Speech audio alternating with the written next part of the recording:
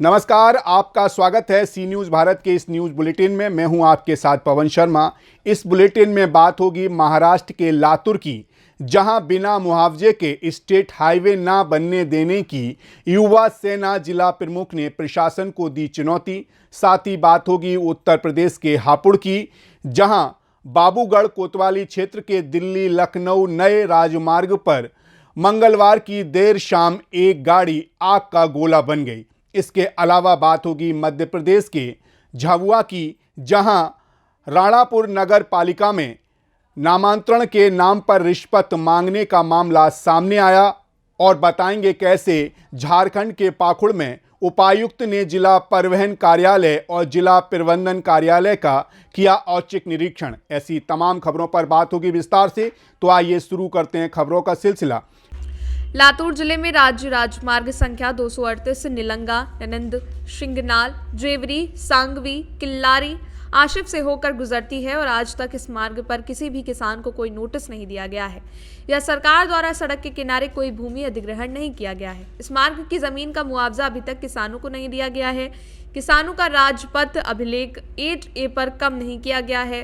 इस राजमार्ग पर स्थित नानंद, शिंगनाल, ज्यूरी, सांगवी गांव के किसानों की जमीनें, घर और फलदार पेड़ राजमार्ग में जा रहे हैं, लेकिन इन किसानों को कोई मुआवजा नहीं मिलने से किसान हताश हो गए हैं। इसलिए युवा सेना के उप जिला प्रमुख अन्ना साहेब मिर्गागले ने किसानों को मुआवजा मिलना चाहिए ये सुनिश्चित करने के लिए उप विभागीय अधिकारी को एक बयान दिया है। इस मौके पर बड़ी संख्या में किसान मौजूद रहे। ननंद, शिंगनाळ, जेवरी, सांगवी या गावातील अनेक शेतकऱ्याच्या रोड लगत जमिनी आहेत, घरे आहेत, झाडे आहेत। या जमिनी, झाडे, घरे शासनाने आता अद्यापर्यंत अधिग्रहण केलं नाही। त्याचा मुआवजा अद्यापर्यंत शेतकऱ्यांना मिळाला झाले नाहीत। तर प्रशासनाला आमची विनंती आहे, जे घर जाणार आहे, झाड जाणार आहे किंवा जमिनी जाणार आहेत, त्याचा मुआवजा दिल्याशिवाय आम्ही हा राज्य महामार्ग होऊ दिला जाणार नाही। शिवसेनेच्या वतीने, समस्त शेतकऱ्याच्या वतीने आम्ही तीव्र आंदोलन करू, याची नोंद घ्यावी। जय महाराष्ट्र। लातूर महाराष्ट्र से सी न्यूज़ संवाददाता मल्हारी शिंदे की रिपोर्ट। उत्तर प्रदेश के जनपद हापुड़ के थाना बाबूगढ़ कोतवाली क्षेत्र के दिल्ली लखनऊ नए राजमार्ग पर मंगलवार की देर शाम एक गाड़ी आग का गोला बन गई। इस दौरान कार सवारों में हड़कंप मच गया, जिन्होंने किसी तरह गाड़ी से बाहर निकलकर अपनी जान बचाई। सूचना पाकर दमकल विभाग की गाड़ी और पुलिस मौके पर पहुंची और गाड़ी पर आग बुझाने का प्रयास शुरू किया। बता दें कि मामला बाबूगढ़ क्षेत्र के नए हाईवे का है, जब दिल्ली से अमरोहा की ओर जा रही एक गाड़ी में अचानक आग लग गई। कार चालक ने बताया कि वो अपने परिजनों के साथ अमरोहा जा रहा था, लेकिन गाड़ी में अचानक धुआं निकलने लगा। जैसे ही उसने गाड़ी साइड लगाई तो गाड़ी आग का गोला बन गई, जिसके बाद परिजनों ने किसी तरह गाड़ी से कूदकर अपनी जान बचाई। सूचना मिलने पर दमकल की टीम और पुलिस मौके पर पहुंची और बड़ी मुश्किल से आग पर काबू पाया। हापुड़ से सी न्यूज़ संवाददाता सुनील कुमार की रिपोर्ट।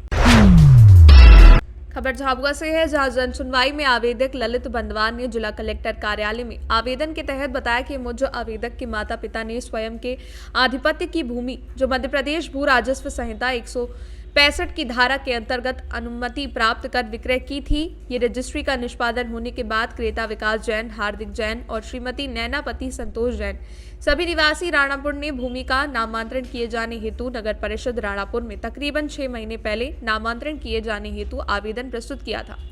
यह भी बताया कि नामांतरण आवेदनों पर नगर परिषद राणापुर द्वारा अपनी सामान्य सभा की मीटिंग में सहमति दर्शाते हुए नामांतरण किए जाने से सहमति दे दी थी, लेकिन सहमति दिए जाने के 4 महीने बीत जाने पर भी इन नामांतरण प्रकरणों को नगर परिषद के सीएमओ पाटीदार द्वारा आज तक नामांतरण नहीं किया गया।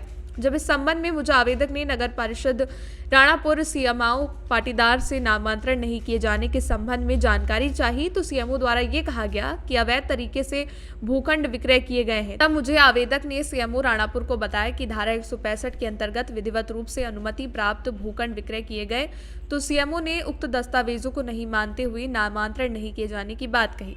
जब मेरे द्वारा समस्त दस्तावेज दिखाए गए तो सीएमओ पाटीदार ने कहा, गांधी छाप कागज लाओ तो देखते हैं। जब मैं उनसे गांधी छाप कागज के बारे में पूछा तो सीएमओ पाटीदार ने प्रत्येक नामांतरण के लिए 25,000 के हिसाब से 3 प्रकरणों के लिए 75,000 की मांग की। जब मुझे आवेदक द्वारा राशि देने में असमर्थता व्यक्त की तो सीएमओ द्वारा मुझसे कहा गया कि आपका नामांतरण के संबंध में वरिष्ठ अधिकारियों से मार्गदर्शन प्राप्त कर आगामी कार्रवाई कर रजिस्ट्री निरस्त की कार्रवाई की जाएगी। आवेदक ने विधिवत रूप से नामांतरण करने हेतु आवेदन दिया।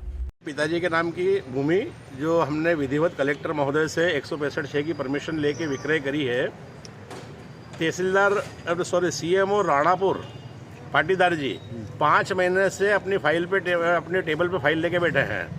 नगर परिषद के सभी अध्यक्ष और पार्षदों के द्वारा नामांतरण में सहमति व्यक्त कर दी गई है और सीएमओ राणापुर कहते हैं कि ये रजिस्ट्री लीगल नहीं है, मैं इसकी जांच करवाऊंगा। मेरे द्वारा उनसे बताया गया कि मैंने 165(6) की परमिशन ली है और मैं विधिवत रूप से सही हूँ, अगर मैं गलत हूँ तो मेरे खिलाफ FIR करवा दी जाए। तो बोलते हैं कि नामांतरण में नहीं होगा और रजिस्ट्री निरस्त करवाऊँगा। जब मैंने उनसे पूछा गया कि आप रजिस्ट्री निरस्त करवाओगे, आपके जुरिडिक्शन में है क्या, तो बोलते हैं कि जुरिडिक्शन मैं नहीं मानता हूँ। और तो मैंने कलेक्टर के महोदय के यहाँ से जो 165(6) की परमिशन के आदेश मिले मेरे को, वो मैंने प्रस्तुत करा है। तो सीएमओ संजय पाटीदार मेरे से कहते हैं कि ये कागज नहीं चलेंगे, गांधी छाप कागज लाओ तो नामांतरण हो जाएगा। अच्छा, तो मैंने गांधी छाप कागज से मतलब तो 25-25 हज़ार रुपये एक प्रकरण के लगेंगे तो नामांतरण होगा। अच्छा। उस संबंध में मैंने कलेक्टर महोदय को ये प्रार्थना पत्र प्रस्तुत किया है कि मेरे नामांतरण को 5 महीने से सीएमओ राणापुर संजय पाटीदार रोक के बैठे हुए हैं और मेरे से राशि की मांग करेंगे। झाबुआ से सी न्यूज संवाददाता मनीष कुमट की रिपोर्ट। खबर पाकुड़ से है, जहां उपायुक्त मृत्युंजय कुमार बरनवाल ने जिला परिवहन कार्यालय और जिला निबंधन कार्यालय का औचक निरीक्षण कर जांच पड़ताल की। वहीं उपायुक्त का वाहन जैसे ही जिला परिवहन कार्यालय कैंपस में पहुंचा, वैसे ही वहां जमीन भीड़ में भगदड़ मच गई। कैंपस में लगी भीड़ उपायुक्त को देखते ही कई लोग वहां से भाग खड़े हुए। इस दौरान डीसी ने वाहन से उतरकर कैंपस में उपस्थित लोगों से पूछताछ की। जांच के दौरान एक व्यक्ति को हिरासत में भी लिया। हालांकि डीसी ने पूछताछ कर फिर छोड़ देने का आदेश दे दिया। ट्रांसपोर्ट ऑफिस से निकलकर डीसी रजिस्ट्री ऑफिस में पहुंचे। वहां भी उन्होंने ऑफिस के कामकाज के बारे में विस्तार से रजिस्ट्रार सौरभ से जानकारी ली। साथ ही कैंपस में पेयजल व्यवस्था दुरुस्त करने के लिए नगर परिषद के प्रशासक को डीसी ने दूरभाष पर निर्देश किया। पाकुड़ से सी न्यूज संवाददाता पंकज भगत की रिपोर्ट। खबर उमरिया से है, जहां केंद्र और प्रदेश में कई वर्षों से भारतीय जनता पार्टी की सरकार है। भाजपा लगातार विकास के दावे करती आ रही है। विकास कितना हुआ है, इस बात का खुलासा उमरिया जिले में देखने को मिला, जहां पर भारतीय जनता पार्टी की छात्र संगठन अखिल भारतीय विद्यार्थी परिषद ने अपनी ही पार्टी के विकास की पोल खोलते हुए सैकड़ों विद्यार्थी को लेकर कलेक्ट्रेट परिसर में इकट्ठा हुए। अपनी मांगे पूरा करने को लेकर जिला कलेक्टर को ज्ञापन सौंप दिया। अखिल भारतीय विद्यार्थी परिषद ने सरकार पर वादा खिलाफी का आरोप लगाते हुए बताया कि जब शिवराज सिंह की सरकार में उच्च शिक्षा मंत्री मोहन यादव जी रहे तब वादा किया था, लेकिन पूरा नहीं हुआ।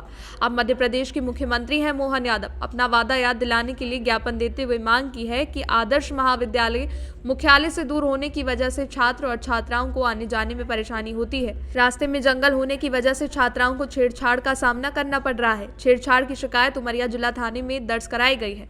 शिकायत के बाद भी कोई कार्रवाई नहीं की गई है। छात्र छात्राओं को लाने ले जाने के लिए इस रूट पर निःशुल्क वाहन चलाया जाए। विद्यालय में खाली पदों को भरा जाए। ज्ञापन के बाद क्या सुधार होता है या सिर्फ झूठे वादों तक सिमट कर रह जाएगा। खोला गया, ITI खोला गया, पॉलिटेक्निक खोला गया। वहाँ पर किसी से पूछकर नहीं खोला गया था कि भाई साहब हम उतना दूर कॉलेज खोल रहे हैं आपका, आप चले जाएंगे। वहाँ रास्ते में जब यहाँ से जाते हैं तो गांव वाले रहते हैं, बहुत से ऐसे लोग होते हैं जो असामाजिक तत्वों में आते हैं और वो लड़कियों की फ़ोटो खींचते हैं। लड़कियां बताती नहीं है शर्म के मारे, लेकिन हम लोग विद्यार्थी परिषद वाले हैं, विद्यार्थियों के लिए आवाज़ उठाते हैं, इसलिए हम तक वो रिपोर्ट्स आती हैं, वो बच्चियाँ आती हैं, वो आकर के शिकायत करते हैं कि भाई साहब हमारे साथ ऐसा ऐसा होता है। इसकी शिकायत आपने थाने में?